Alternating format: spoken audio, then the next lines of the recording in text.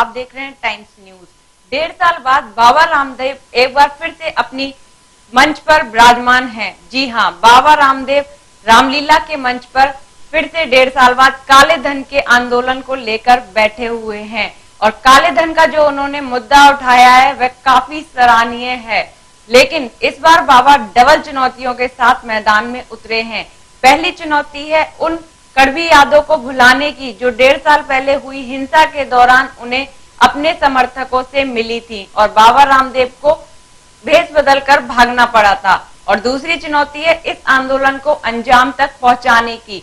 तो देखते हैं हाई प्रोफाइल आंदोलन अन्ना हजारे के बाद क्या बाबा रामदेव का आंदोलन अंजाम तक पहुंच पाएगा या नहीं, और इस आंदोलन में बाबा रामदेव नया ऐसा क्या करेंगे जो अन्ना टीम ने नहीं किया या फिर जो उन्होंने नहीं कहा। तो बाबा रामदेव की यह रणनीति कहां तक पहुंचेगी, इसका एक नजारा देखते हैं रामलीला मैदान में।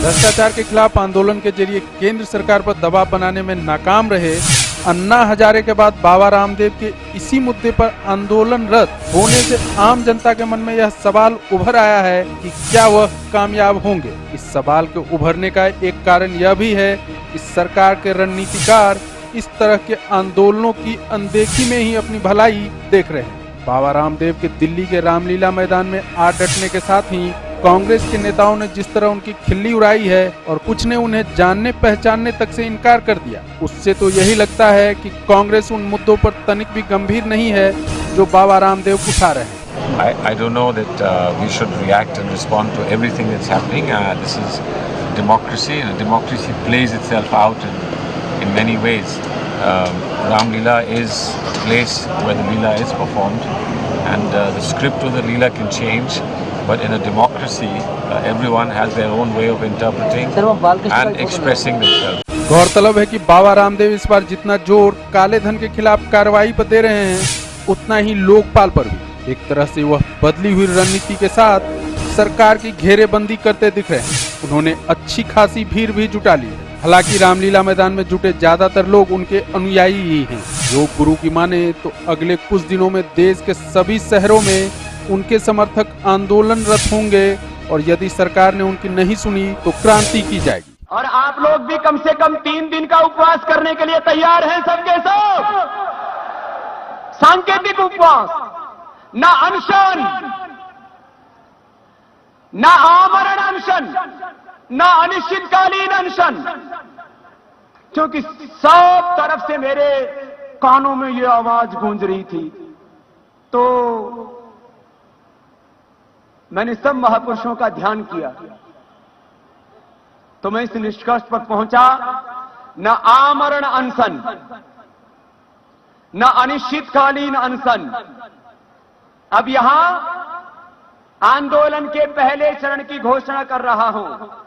पहला आंदोलन के तौर पर, अब क्योंकि आज का पहला दिन है, आंदोलन के तौर पर यह पहला, और भाई अब यूं बार बार हिंदुस्तान को यूं वीरान करने से फायदा नहीं।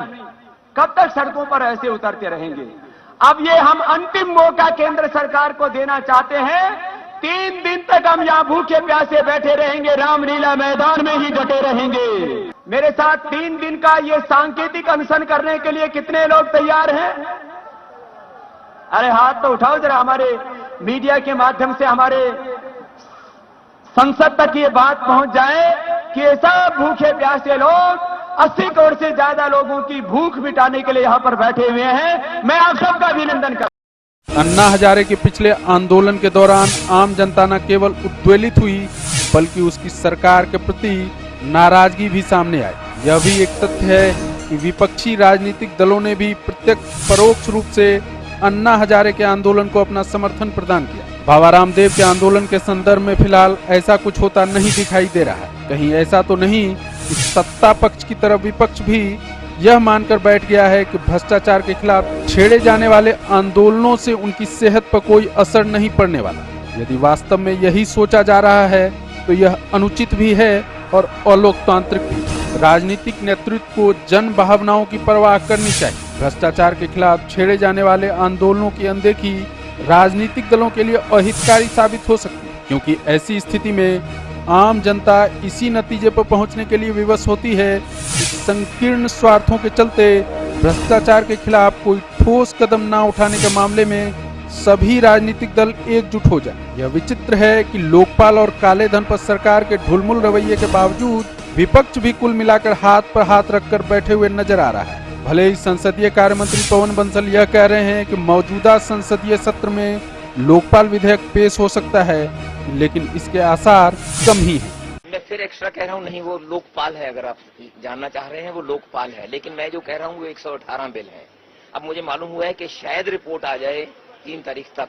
अगर रिपोर्ट आ गई तो वो भी लग जाएगा। बहुत इन 32 में से अगर उनकी रिपोर्ट्स पूरी नहीं हुई, सब उसकी जो औपचारिकताएं हैं वो पूरी नहीं हुई तो ये भी नहीं लगेंगे।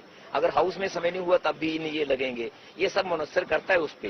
तो ये आपने जो आपका एक सोच है उस पे कि लिस्टिंग और नॉन लिस्टिंग, ऐसी चीज कोई नहीं है।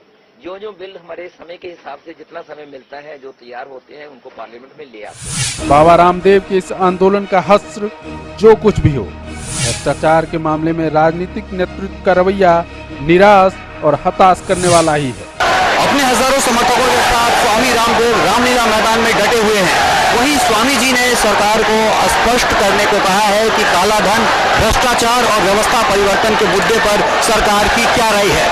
हालांकि अभी तक सरकार इस पर कोई स्पष्टीकरण नहीं दी है, लेकिन अब देखना ये लाजमी होगा कि क्या स्वामी रामदेव कुछ नया करने वाले हैं, कुछ नया उद्घोष करने वाले हैं अपने मंच से, या फिर टीम अन्ना की तरह अपना पैर राजनीति की तरफ बढ़ाने वाले हैं।